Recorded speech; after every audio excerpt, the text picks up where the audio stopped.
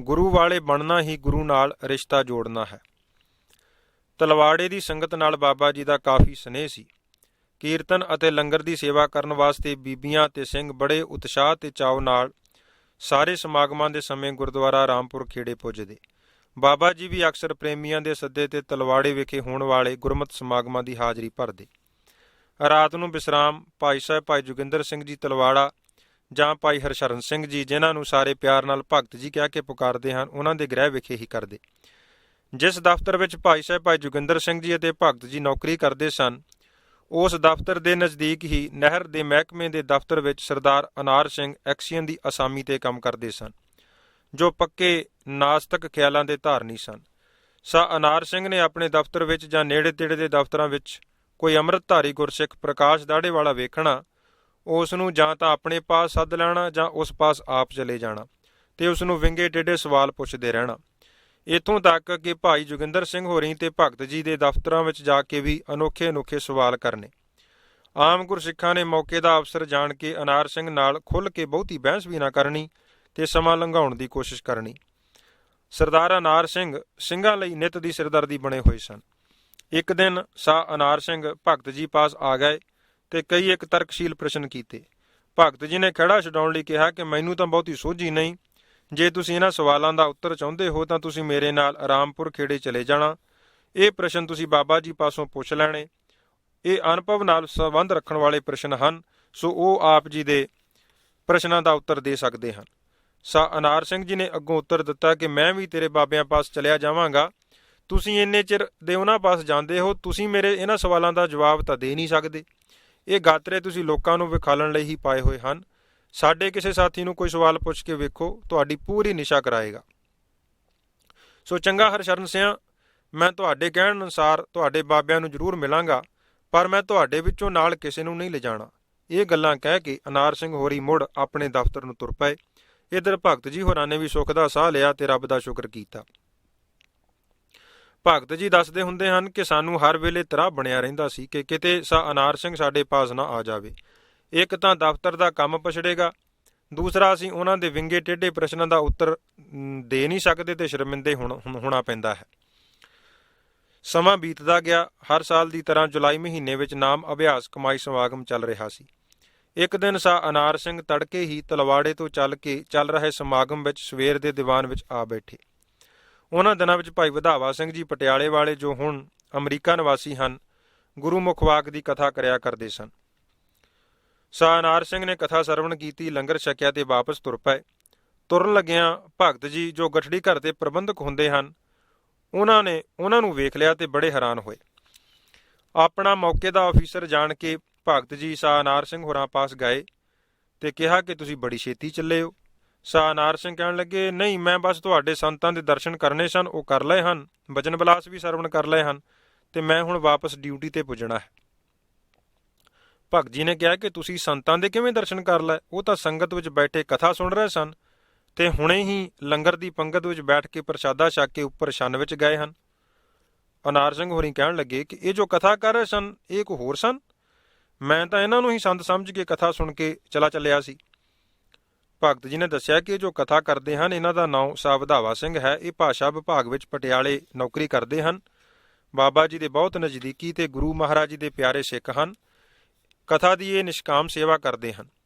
ਭਗਤ ਜੀ ਨੇ ਅਨਾਰ ਸਿੰਘ ਨੂੰ ਕਿਹਾ ਕਿ ਜੇ ਤੁਸੀਂ ਬਾਬਾ ਜੀ ਨੂੰ ਮਿਲਣਾ ਹੈ ਤਾਂ ਮੈਂ ਤੁਹਾਡੇ ਨਾਲ ਚੱਲ ਕੇ ਉਹਨਾਂ ਨੂੰ ਮਿਲਾ ਦਿੰਦਾ ਹਾਂ। ਅਨਾਰ ਸਿੰਘ ਜੀ ਕਹਿਣ ਲੱਗੇ, ਭਗਤ ਜੀ, ਆਇਆ ਤਾਂ ਮੈਂ ਸੰਤਾਂ ਦੇ ਹੀ ਦਰਸ਼ਨ ਕਰਨ ਸਾਂ। ਭਗਤ ਜੀ ਅਨਾਰ ਸਿੰਘ ਹੋਰਾਂ ਨੂੰ ਉੱਪਰ ਛੰਨ ਵਿੱਚ ਬਾਬਾ ਜੀ ਪਾਸ ਲੈ ਗਏ। ਅਨਾਰ ਸਿੰਘ ਹੋਰਾਂ ਨੇ ਭਗਤ ਜੀ ਨਾਲ ਜਾ ਕੇ ਬਾਬਾ ਜੀ ਜੋ ਮੰਜੇ ਤੇ ਬੈਠੇ ਸਨ ਜਾ ਨਮਸਕਾਰ ਕੀਤੀ। ਬਾਬਾ ਜੀ ਨੇ ਸਿਰ ਨੀਵਾਂ ਕਰਨ ਤੋਂ ਪਹਿਲਾਂ ਹੀ ਅਨਾਰ ਸਿੰਘ ਹੋਰਾਂ ਦੇ ਹੱਥ ਫੜ ਲਏ ਕਿ ਆਓ ਸਰਦਾਰ ਜੀ, ਬੜੀ ਕਿਰਪਾ ਕੀਤੀ, ਆਪ ਨੇ ਦਰਸ਼ਨ ਦਿੱਤੇ। ਤੇ ਹੱਥ ਫੜਦਿਆਂ ਹੀ ਭਗਤ ਜੀ ਨੇ ਅਨਾਰ ਸਿੰਘ ਹੋਰਾਂ ਦੀ ਸਾਰੀ ਜਾਣ ਪਹਿਚਾਣ ਬਾਬਾ ਜੀ ਨੂੰ ਕਰਵਾਈ ਤੇ ਦੱਸਿਆ ਕਿ ਇਹ ਸਾਡੇ ਅਫਸਰ ਹਨ। ਬਾਬਾ ਜੀ ਨੇ ਜਲ ਪਾਣੀ ਪੁੱਛਿਆ ਤੇ ਫਿਰ ਵੀ ਦਰਸ਼ਨ ਦੇਣ ਲਈ ਕਿਹਾ। ਇਸ ਮਿਲਣੀ ਉਪਰੰਤ ਅਨਾਰ ਸਿੰਘ ਵਾਪਸ ਤਲਵਾੜੇ ਚਲੇ ਗਏ। ਅਨਾਰ ਸਿੰਘ ਹੋਰਾਂ ਦੇ ਬਾਅਦ ਵਿੱਚ ਦੱਸਣ ਅਨੁਸਾਰ ਕਿ ਜਦੋਂ ਉਹਨਾਂ ਦੇ ਹੱਥ ਬਾਬਾ ਜੀ ਨੇ ਆਪਣੇ ਹੱਥਾਂ ਵਿੱਚ ਲੈ ਕੇ ਫੜੇ ਹੋਏ ਸਨ ਤਾਂ ਅਨਾਰ ਸਿੰਘ ਦੱਸਦੇ ਹੁੰਦੇ ਸਨ ਕਿ ਮੇਰੇ ਜੀਵਨ ਦਾ ਪਹਿਲਾ ਤਜਰਬਾ ਸੀ ਕਿ ਮੈਂ ਮਿੱਠੀ ਸਰੀਰ ਵਿੱਚ ਝਰਨਾਹਟ ਜਿਹੀ ਮਹਿਸੂਸ ਕੀਤੀ ਤੇ ਇੱਕ ਸ਼ਾਂਤੀ ਤੇ ਸਰੂਰ ਦਾ ਅਨੁਭਵ ਹੋਇਆ ਜੋ 2 ਦਿਨ ਲਗਾਤਾਰ ਜਾਰੀ ਰਿਹਾ। ਤੀਸਰੇ ਦਿਨ ਐਤਵਾਰ ਦਾ ਦਿਨ ਸੀ। ਇਸ ਦਿਨ ਚੱਲ ਰਹੇ ਸਮਾਗਮ ਦੀ ਸਮਾਪਤੀ ਹੋਣੀ ਸੀ। ਸਾਹ ਅਨਾਰ ਸਿੰਘ ਇਸ ਦਿਨ ਸਵੇਰੇ ਹੀ ਮੁੜ ਆ ਗਏ। ਗੁਰਦੁਆਰਾ ਸਾਹਿਬ ਦੀ ਹਾਲ ਦੀ ਇੱਕ ਨੁਕਰੇ ਬੈਠ ਕੇ ਬੜੇ ਪ੍ਰੇਮ ਨਾਲ ਸਾਰੇ ਦੀਵਾਨ ਦੀ ਹਾਜ਼ਰੀ ਭਰੀ।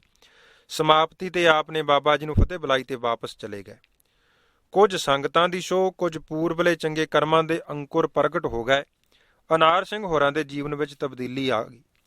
ਨਿਤਨੇਮ ਦਾ ਗੁਟਕਾ ਲੈ ਲਿਆ ਤੇ ਸਵੇਰੇ ਉੱਠ ਕੇ ਸਹਿਜੇ ਸਹਿਜੇ ਨਿਤਨੇਮ ਦਾ ਪਾਠ ਆਰੰਭ ਕਰ ਦਿੱਤਾ।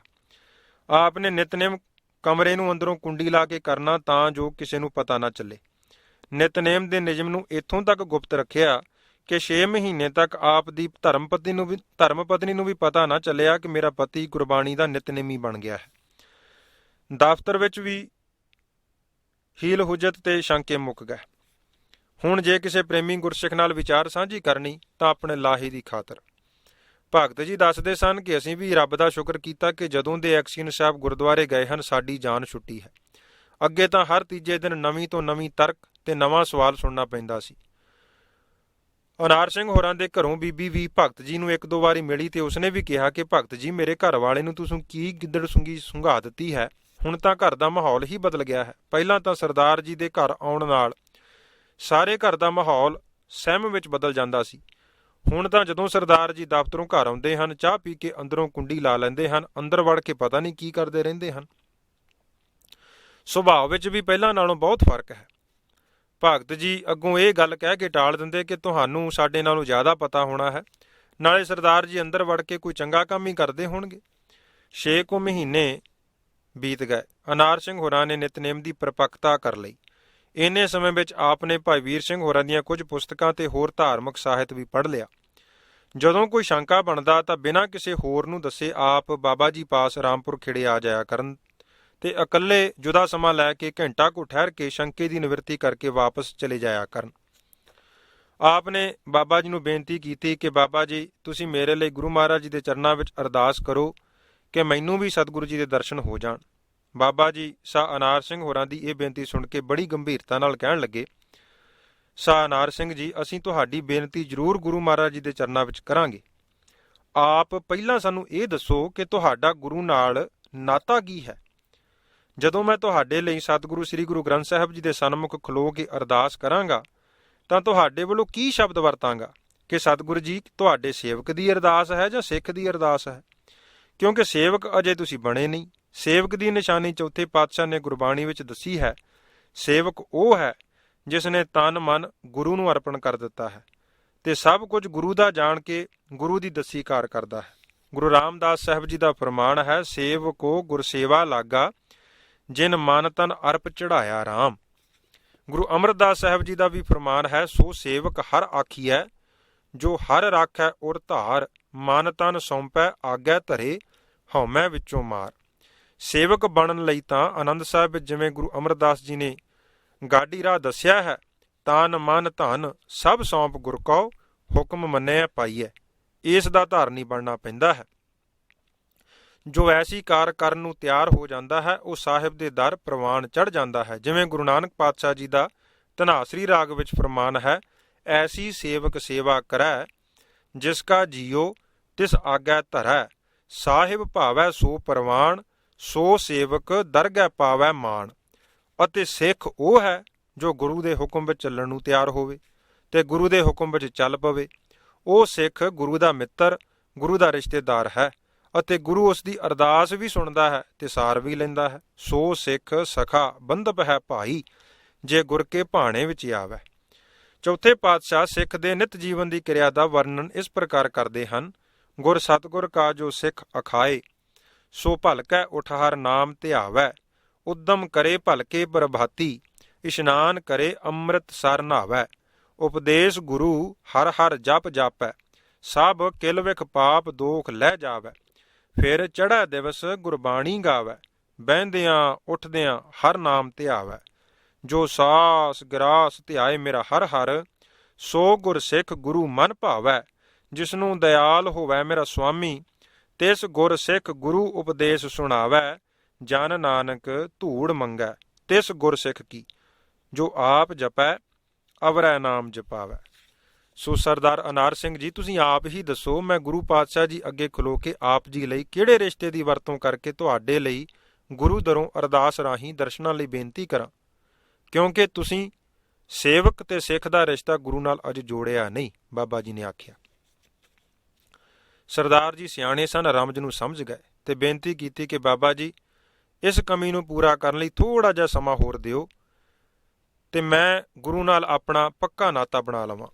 ਹੁਣ ਹਰ ਵੇਲੇ ਗੁਰੂ ਨਾਲ ਰਿਸ਼ਤਾ ਗੰਢਣ ਲਈ ਮਨ ਵਿੱਚ ਧੁਖ-ਧੁਖੀ ਲੱਗੀ ਰਹੇ ਕਿ ਉਹ ਸੁਭਾਗਾ ਸਮਾਂ ਕਦੋਂ ਪ੍ਰਾਪਤ ਹੋਵੇ ਜਦੋਂ ਮੈਂ ਇਹ ਕਹਿ ਸਕਾਂ ਕਿ ਮੈਂ ਹੁਣ ਆਪਣੇ ਗੁਰੂ ਦਾ ਹਾਂ ਤੇ ਗੁਰੂ ਹੁਣ ਮੇਰਾ ਹੈ। ਉਧਰ ਵਿਸਾਖੀ ਦੇ ਪੁਰਬ ਤੇ ਅੰਮ੍ਰਿਤ ਛਕਾਉਣ ਦਾ ਦਿਨ ਨਿਯਤ ਹੋ ਗਿਆ। ਸਾਹ ਅਨਾਰ ਸਿੰਘ ਜੀ ਭਗਤ ਜੀ ਪਾਸ ਆਏ ਤੇ ਕਹਿਣ ਲੱਗੇ, ਭਗਤ ਜੀ, ਮੇਰੇ ਲਈ ਕਕਾਰਾਂ ਦਾ ਪ੍ਰਬੰਧ ਕਰੋ, ਮੈਂ ਵੀ ਹੁਣ ਆਪਣਾ ਰਿਸ਼ਤਾ ਗੁਰੂ ਨਾਲ ਜੋੜਨਾ ਚਾਹੁੰਦਾ ਹਾਂ। ਭਗਤ ਜੀ ਬੜੇ ਹੈਰਾਨ ਸਨ। ਭਗਤ ਜੀ ਨੇ ਘਰ ਵਿੱਚ ਜੋ ਚੰਗੀ ਸੋਹਣੀ ਸ੍ਰੀ ਸਾਹਿਬ ਵਾਧੂ ਪਈ ਹੋਈ ਸੀ, ਗਾਤਰੇ ਸਮੇਤ ਬੜੇ ਚਾਈ ਸਾਹ ਅਨਾਰ ਸਿੰਘ ਜੀ ਹੋਰਾਂ ਦੇ ਹਵਾਲੇ ਕਰ ਦਿੱਤੀ ਤੇ ਬੜੀ ਖੁਸ਼ੀ ਪ੍ਰਗਟਾਈ। ਅਗਲੇ ਦਿਨ ਰਹਿੰਦੇ ਕਕਾਰ ਵੀ ਲਿਆ ਦਿੱਤੇ। ਵਿਸਾਖੀ ਵਾਲੇ ਦਿਨ ਸਾਹ ਅਨਾਰ ਸਿੰਘ ਹੋਰਾਂ ਨੇ ਖੰਡੇ ਬਾਟੇ ਦਾ ਅੰਮ੍ਰਿਤ ਛਕ ਕੇ ਗੁਰੂ ਸ਼ਰਨ ਨੂੰ ਗ੍ਰਹਿਣ ਕੀਤਾ ਤੇ ਗੁਰੂ ਵਾਲੇ ਬਣ ਗਏ ਤੇ ਗੁਰੂ ਨਾਲ ਆਪਣਾ ਰਿਸ਼ਤਾ ਗੰਢ ਲਿਆ। 2 ਕੁ ਮਹੀਨੇ ਬਾਅਦ ਬਾਬਾ ਜੀ ਤਲਵਾੜੇ ਇੱਕ ਸਮਾਗਮ ਤੇ ਗਏ। ਪਤਾ ਲੱਗਣ ਤੇ ਸਾਹ ਅਨਾਰ ਸਿੰਘ ਜੀ ਆਪ ਜੀ ਦੀ ਸੰਗਤ ਕਰਨ ਵਾਸਤੇ ਭਗਤ ਜੀ ਦੇ ਘਰ ਪੁੱਜੇ। ਇਕਾਂਤ ਦਾ ਸਮਾਂ ਵੇਖ ਕੇ ਸਾਹ ਅਨਾਰ ਸਿੰਘ ਹੋਰਾਂ ਨੇ ਬਾਬਾ ਜੀ ਨੂੰ ਬੇਨਤੀ ਕੀਤੀ ਕਿ ਬਾਬਾ ਜੀ, ਆਪ ਜੀ ਦੇ ਕਹਿਣ ਅਨੁਸਾਰ ਮੈਂ ਹੁਣ ਅੰਮ੍ਰਿਤ ਛਕ ਕੇ ਗੁਰੂ ਨਾਲ ਆਪਣਾ ਨਾਤਾ ਗੰਢ ਲਿਆ ਹੈ। ਤੁਸੀਂ ਹੁਣ ਗੁਰੂ ਚਰਨਾਂ ਵਿੱਚ ਮੇਰੀ ਵੱਲੋਂ ਅਰਦਾਸ ਕਰੋ ਕਿ ਸਤਿਗੁਰੂ ਜੀ ਨੂੰ ਪੁੱਛੋ ਕਿ ਮੇਰੀ ਉਮਰ ਹੋਰ ਕਿੰਨੀ ਬਕਾਇਆ ਰਹਿੰਦੀ ਹੈ। ਬਾਬਾ ਜੀ ਸਾਹ ਅਨਾਰ ਸਿੰਘ ਦੀ ਬੇਨਤੀ ਸੁਣ ਕੇ ਕਹਿਣ ਲੱਗੇ, ਸਰਦਾਰ ਜੀ, ਤੁਸੀਂ ਸ਼ਾਮ ਨੂੰ ਆਉਣਾ, ਅਸੀਂ ਆਪ ਜੀ ਦੀ ਬੇਨਤੀ ਗੁਰੂ ਚਰਨਾਂ ਵਿੱਚ ਕਰਾਂਗੇ। ਜੋ ਸਤਿਗੁਰੂ ਜੀ ਨੇ ਹੁਕਮ ਕੀਤਾ ਆਪ ਨੂੰ ਦੱਸ ਦਿਆਂਗੇ। ਥੋੜ੍ਹਾ ਸਮਾਂ ਹੋਰ ਠਹਿਰ ਕੇ ਜਲ ਪਾਣੀ ਛਕ ਬੜੀ ਖੁਸ਼ੀ ਸਾਹ ਅਨਾਰ ਸਿੰਘ ਆਪਣੇ ਘਰ ਨੂੰ ਚੱਲ ਪਏ। ਸ਼ਾਮ ਨੂੰ ਸੋਦਰ ਦੇ ਪਾਠ ਸਮੇਂ ਅਨਾਰ ਸਿੰਘ ਹੋਰੀ ਮੁੜ ਬਾਬਾ ਜੀ ਪਾਸ ਆ ਹਾਜ਼ਰ ਹੋਏ। ਸੋਦਰ ਦੇ ਪਾਠ ਦੀ ਸਮਾਪਤੀ ਪਿੱਛੋਂ ਬਾਬਾ ਜੀ ਨੇ ਸਾਹ ਅਨਾਰ ਸਿੰਘ ਨੂੰ ਇਕੱਲੇ ਕਰਕੇ ਕਿਹਾ ਕਿ ਸਤਿਗੁਰੂ ਜੀ ਨੇ ਤੁਹਾਡੀ ਬੇਨਤੀ ਦੇ ਉੱਤਰ ਵਿੱਚ ਕਿਹਾ ਹੈ ਕਿ ਭਾਈ ਅਨਾਰ ਸਿੰਘ ਨੂੰ ਕਹਿ ਦੇਵੋ ਕਿ ਭਾਈ ਰੇ, ਇਉਂ ਸਿਰ ਜਾਣੂ ਕਾਲ, ਜਿਉਂ ਮੱਛੀ ਤਿਉਂ ਮਾਨਸਾ, ਪਵੈ ਅਚਿੰਤਾ ਜਾਲ। ਪੁੱਛ ਕੇ ਕੀ ਲੈਣਾ ਹੈ, ਮੌਤ ਤਾਂ ਦਿਨ ਤੇ ਪਹਿਰ ਤੇ ਘਰੀਆਂ ਆਵ ਘਟੈ ਤਨ ਸੀਜੈ, ਕਾਲ ਅਹੇਰੀ ਫਿਰੈ ਬਦਕ ਜਿਉਂ ਕਹੋ ਕਵਨ ਬਿਧ ਕੀਜੈ। ਅਨਾਰ ਸਿੰਘ, ਮੌਤ ਤਾਂ ਸਿਰ ਤੇ ਖਲੋਤੀ ਹੱਸ ਰਹੀ ਹੈ, ਮਨੁੱਖ ਹੀ ਇਸ ਵੱਲੋਂ ਗਾਫਲ ਹੋ ਰਿਹਾ ਹੈ। ਮਿਰਤ ਹੱਸੈ ਸਿਰ ਉਪਰੈ, ਪਸੂਆ ਨਹੀਂ ਬੂਝੈ, ਬਾਦ ਸਾਧ ਅਹੰਕਾਰ ਮਹਿ ਮਰਨਾ ਨਹੀਂ ਸੀਜੈ। ਜੇ ਫਿਰ ਵੀ ਪੁੱਛਣ ਦੀ ਲਾਲਸਾ ਹੈ ਤਾਂ ਤੁਹਾਡੇ ਰਾਹੀਂ ਪੁੱਛਣ ਦੀ ਥਾਂ ਸਾਨੂੰ ਸਿੱਧਾ ਪੁੱਛ ਲਵੇ, ਅਸੀਂ ਉਸ ਨੂੰ ਦੱਸ ਦਿਆਂਗੇ। ਇਹ ਗੁਰਦੇਵ ਜੀ ਦਾ ਹੁਕਮ ਤੇਰੇ ਲਈ ਹੈ।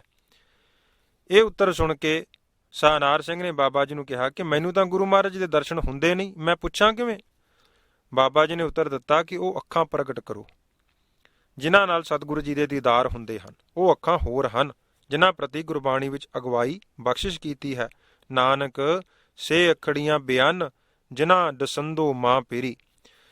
ਪੀਰੀ ਦੇ ਦਰਸ਼ਨ ਕਰਨ ਲਈ ਸਤਿਗੁਰੂ ਜੀ ਨੇ ਰਸਤਾ ਦੱਸਿਆ ਹੈ, ਜੋ ਗੁਰੂ ਅੰਗਦ ਦੇਵ ਸਾਹਿਬ ਪਾਤਸ਼ਾਹ ਨੇ ਸਾਡੇ ਗਿਆਨ ਵਾਸਤੇ ਧੰਨ ਗੁਰੂ ਗ੍ਰੰਥ ਸਾਹਿਬ ਸੱਚੇ ਪਾਤਸ਼ਾਹ ਦੇ ਪੰਨਾ 139 ਤੇ ਦਰਜ ਕੀਤਾ ਹੈ ਕਿ ਭੈ ਕੇ ਚਰਨ ਕਰ ਭਾਵ ਕੇ ਲੋਇਣ ਸੁਰਤ ਕਰੇ, ਨਾਨਕ ਕਹਿ ਸਿਆਣੀਐ ਇਵ ਕੰਤ ਮਲਾਵਾ ਹੋਏ। ਜਿਸ ਮਾਰਗ ਦੇ ਤੁਸੀਂ ਪਾਂਧੀ ਬਣੇ ਹੋ, ਇਸ ਮਾਰਗ ਤੇ ਚੱਲ ਕੇ ਨਿਰੇ ਦਰਸ਼ਨ ਹੀ ਨਹੀਂ ਹੋਣਗੇ, ਸਤਿਗੁਰੂ ਜੀ ਤੁਹਾਡੇ ਸਾਰੇ ਸ਼ੰਕਿਆਂ ਦੇ ਉੱਤਰ ਵੀ ਦੇਣਗੇ। ਗੁਰੂ ਅਰਜਨ ਦੇਵ ਸਾਹਿਬ ਪਾਤਸ਼ਾਹ ਨੇ ਰਾਮਕਲੀ ਰਾਗ ਵਿੱਚ ਸਪਸ਼ਟ ਗਰੰਟੀ ਦਿੱਤੀ ਹੈ ਕਿ ਭਗਤ ਸੰਗ ਪ੍ਰਭ ਗੋਸ਼ਟ ਕਰਤ, ਤੈ ਹਰਖ ਨਾ ਸੋਗ ਨਾ ਜਨਮ ਨਾ ਮਰਤ। ਚਿੰਤਾ ਕਰਨ ਜਾਂ ਕਾਹਲੇ ਪੈਣ ਦੀ ਲੋੜ ਨਹੀਂ। ਗੁਰੂ ਅੱਗੇ ਆਪਾ ਸਮਰਪਿਤ ਕਰਕੇ ਆਸ਼ਾਵੰਦ ਹੋ ਕੇ ਸਦਾ ਮਿਹਰ ਦੀ ਉਡੀਕ ਵਿੱਚ ਰਹੋ। ਉਹ ਮਾਲਕ ਬੜਾ ਦਿਆਲੂ ਹੈ, ਮਿਹਰਬਾਨ ਹੈ। ਮਾਲਕ ਜ਼ਰੂਰ ਤਰੁੱਠ ਕੇ ਤੁਹਾਡੀਆਂ ਸਾਰੀਆਂ ਇੱਛਾਵਾਂ ਪੂਰੀਆਂ ਕਰੇਗਾ। ਭਾਈ ਵੀਰ ਸਿੰਘ ਹੋਰਾਂ ਦੇ ਕਥਨ ਨੂੰ ਹਮੇਸ਼ਾ ਹਿਰਦੇ ਵਿੱਚ ਯਾਦ ਰੱਖੋ, ਜੋ ਉਹਨਾਂ ਮੇਰੇ ਸਾਈਆਂ ਜੀਓ ਵਿੱਚ ਆਪਣੀ ਕਵਿਤਾ ਵਿੱਚ ਦੱਸੇ ਹਨ। ਵਿਸ਼ ਜਾ ਵਾਂਗ ਦਲੀਜੇ ਦਰ ਤੇ ਵਿਸ਼ਿਆ ਰਹੋ ਮਨ ਵਿਸ਼ਿਆ ਰਹੋ, ਜੋਰ ਨਾ ਕੋਈ ਹੱਟ ਨਾ ਰੱਤੀ, ਆਪਾ ਭੇਟਾ ਧਰ ਕੇ ਬਹੁ। ਵਿਸ਼ਿਆ ਰਹੋ ਮਨ ਵਿਸ਼ਿਆ ਰਹੋ, ਧਰਤੀ ਜਿਵੇਂ ਵਿਸ਼ੀ ਧਰੇ ਆਸ਼ਾ, ਮੇਰਾ ਮੀਂਹ ਉਡੀਕਾਂ ਵਿੱਚ, ਮੇਰਾ ਮੀਂਹ ਵਸਾਵਣ ਵਾਲਾ, ਆਪੇ ਤਰੁੱਠ ਸੀ ਤੇਰਾ ਸ਼ੌ। ਸਾਹ ਅਨਾਰ ਸਿੰਘ ਜੀ ਦੇ ਮਨ ਤੇ ਸੂਖਸ਼ਮ ਮੌਤ ਦਾ ਭੈ ਬਣ ਗਿਆ। ਮਨ ਹਰ ਸਮੇਂ ਕਾਲ ਦੇ ਭੈ ਵਿੱਚ ਹੋ ਗਿਆ ਕਿ ਪਤਾ ਨਹੀਂ ਸਮਾਂ ਕਿਸ ਵੇਲੇ ਆ ਜਾਵੇ। ਇਸ ਭੈ ਨੇ ਅੰਦਰਲੇ ਨੂੰ ਭਗਤੀ ਵੱਲ ਮੋੜ ਦਿੱਤਾ। ਸਾ ਅਨਾਰ ਸਿੰਘ ਨਿਤਨੇਮ ਤੋਂ ਇਲਾਵਾ ਹਰ ਸਮੇਂ ਆਸ਼ਾਵੰਦ ਹੋ ਕੇ ਗੁਰੂ ਗੁਰੂ ਜਪਣ ਲੱਗ ਪਏ। ਰਹਿਣੀ ਰਹਿਤ ਦੇ ਧਾਰਨੀ ਬਣ ਕੇ ਨਾਮ ਦੇ ਧਨ ਨੂੰ ਸੂਮ ਵਾਂਗ ਸਾਂਭ ਕੇ ਇਕੱਠਾ ਕਰੀ ਜਾਂਦੇ, ਕਿਸੇ ਨੂੰ ਜ਼ਾਹਰ ਨਾ ਹੋਣ ਦਿੰਦੇ। ਗੁਰੂ ਚਰਨਾਂ ਵਿੱਚ ਨਮਸਕਾਰ ਵੀ ਕਰਨ ਜਾਣਾ ਤਾਂ ਹਾਜ਼ਰੀ ਭਰ ਕੇ ਅਸ਼ੁਪਲੇ ਹੀ ਸੰਗਤ ਵਿੱਚੋਂ ਨਿਕਲ ਜਾਣਾ। ਤੁਰਦੇ ਫਿਰਦੇ ਹਰ ਸਮੇਂ ਗੁਰੂ ਚਰਨਾਂ ਨਾਲ ਲਿਵ ਜੋੜਨ ਦੇ ਆਹਰ ਵਿੱਚ ਲੱਗੇ ਰਹਿੰਦੇ। ਰਿਟਾਇਰ ਹੋਣ ਉਪਰੰਤ ਪਿੰਡ ਜਾ ਕੇ ਸਰੀਰ ਨੂੰ ਆਹਾਰ ਦੇਣ ਤੇ ਆਰਾਮ ਕਰਨ ਤੋਂ ਬਿਨਾਂ ਸਾਰਾ ਸਮਾਂ ਗੁਰੂ ਚਰਨਾਂ ਨਾਲ ਜੁੜ ਕੇ ਸਫਲਾ ਕਰ ਰਹੇ ਹਨ। ਉਹਨਾਂ ਦੇ ਦੱਸਣ ਅਨੁਸਾਰ ਹੁਣ ਮਨ ਵਿੱਚ ਕਿਸੇ ਕਿਸਮ ਦੀ ਭਟਕਣਾ ਨਹੀਂ ਰਹੀ, ਨਾ ਹੀ ਕੋਈ ਮਨ ਵਿੱਚ ਸ਼ੰਕਾ ਉੱਠਦਾ ਹੈ। ਸੰਸਾਰ ਵਿੱਚ ਵਿਚਰਦੇ ਦੁਨੀਆ ਵੱਲੋਂ ਬਿਰਤੀ ਅਲੇਪ ਰਹਿੰਦੀ ਹੈ। ਅੰਦਰਲਾ ਹਰ ਸਮੇਂ ਗੁਰੂ ਹੁਕਮ ਤੇ ਸ਼ੁਕਰਾਨੇ ਵਿੱਚ ਟਿਕਿਆ ਹੋਇਆ ਹੈ। ਇਹ ਸਾਰੀ ਅਵਸਥਾ, ਇਹ ਸਾਰੀ ਬਿਰਤੀ ਗੁਰੂ ਵਾਲੇ ਬਣਨ ਨਾਲ ਹੀ ਪ੍ਰਾਪਤ ਹੋਈ ਹੈ। ਆਪਾਂ ਵੀ ਜੇ ਗੁਰੂ ਨਾਲ ਆਪਣਾ ਰਿਸ਼ਤਾ ਨਾਤਾ ਬਣਾ ਲਿਆ ਹੈ ਤਾਂ ਵਡਭਾਗੀ ਹਾਂ, ਧੰਨ ਦੇ ਯੋਗ ਹਾਂ। ਜੇ ਗੁਰੂ ਨਾਲ ਰਿਸ਼ਤਾ ਹੀ ਨਹੀਂ ਜੋੜਿਆ, ਫਿਰ ਕਿਸ ਅੱਗੇ ਫਰਿਆਦ ਕਰਾਂਗੇ? ਕੌਣ ਸਾਡੀ ਬੌੜੀ ਕਰੇਗਾ? ਕੌਣ ਸਾਡੀ ਪੁਕਾਰ ਸੁਣੇਗਾ? ਕਿਉਂਕਿ ਮਾਰੈ ਲੂਟੈ ਨੀਤ ਨੀਤ, ਕਿਸ ਆਗਿਆ ਕਰੀ ਪੁਕਾਰ ਜਨਾ। ਜੇ ਅਸੀਂ ਗੁਰੂ ਵਾਲੇ ਬਣੇ ਹੋਵਾਂਗੇ ਤਾਂ ਗੁਰੂ ਪਾਤਸ਼ਾਹ ਸਾਡੀ ਪੁਕਾਰ ਅਵੱਛ ਸੁਣਨਗੇ ਤੇ ਹਰ ਪਾਸੇ ਤੋਂ ਸਾਡੀ ਰੱਖਿਆ ਕਰਨਗੇ। ਜਿਵੇਂ ਬਾਬਾ ਕਬੀਰ ਜੀ ਦਾ ਫਰਮਾਨ ਹੈ, ਜੋ ਉਹਨਾਂ ਸੂਹੀ ਰਾਗ ਵਿੱਚ ਸਾਡੇ ਲਈ ਪਥ ਪ੍ਰਦਰਸ਼ਕ ਕਰਦੇ ਹੋਏ ਜ਼ਿਕਰ ਕੀਤਾ ਹੈ, ਉਪਰ ਭੁਜਾ ਕਰ ਮੈਂ ਗੁਰ ਪੈ ਪੁਕਾਰਿਆ, ਤਿਨ ਹਉ ਲਿਆ ਉਬਾਰੀ। ਤਥਾ ਧੰਨ ਗੁਰੂ ਅਰਜਨ ਦੇਵ ਸਾਹਿਬ ਜੀ ਦਾ ਫਰਮਾਨ, ਬਾਂਹ ਪਕੜ ਕੱਢ ਲੀਨੇ ਆਪਣੇ, ਗ੍ਰੇ ਅੰਧ ਕੂਪ ਤੇ ਮਾਇਆ, ਕਹੋ ਨਾਨਕ ਗੁਰ ਬੰਧਨ ਕਾਟੇ, ਬਿਸ਼ਰਤ ਆਨ ਮਿਲਾਇਆ। ਲਾਵਾਰਸ ਜੀਵ ਦਾ ਇੱਥੇ ਉੱਥੇ ਕੋਈ ਚਾਲੂ ਨਹੀਂ। ਸੋ ਆਪਾਂ ਵੀ ਖਸਮ ਭਾਵ ਮਾਲਕ ਨਾਲ ਆਪਣੀ ਆਤਮਾ ਦਾ ਨਾਤਾ ਜੋੜੀਏ ਤੇ ਗੁਰੂ ਸ਼ਰਨ ਨੂੰ ਪ੍ਰਾਪਤ ਕਰੀਏ। ਭਾਵ 50 ਪਿਆਰਿਆਂ ਪਾਸੋਂ ਖੰਡੇ ਬਾਟੇ ਦਾ ਅੰਮ੍ਰਿਤ ਛਕਣਾ ਗੁਰੂ ਸ਼ਰਨ ਨੂੰ ਪ੍ਰਾਪਤ ਕਰਨਾ ਹੈ। ਸੋ ਗੁਰੂ ਸ਼ਰਨ ਨੂੰ ਪ੍ਰਾਪਤ ਕਰਕੇ ਗੁਰੂ ਦਰਸਾਏ ਮਾਰਗ ਦੇ ਧਾਰਨੀ ਬਣੀਏ। ਫਿਰ ਸਾਡੇ ਵੀ ਲੋਕ ਸੁਖੀ ਤੇ ਪਰਲੋਕ ਸੁਹੇਲੇ ਹੋ ਜਾਣਗੇ। ਨਹੀਂ ਤਾਂ ਜਮ ਮਰੈ ਫਿਰ ਜੰਮੈ ਬਹੁਤ ਸਜਾਏ, ਪਿਆ ਦੇਸ ਲੰਮੇ ਦਾ ਚੱਕਰ।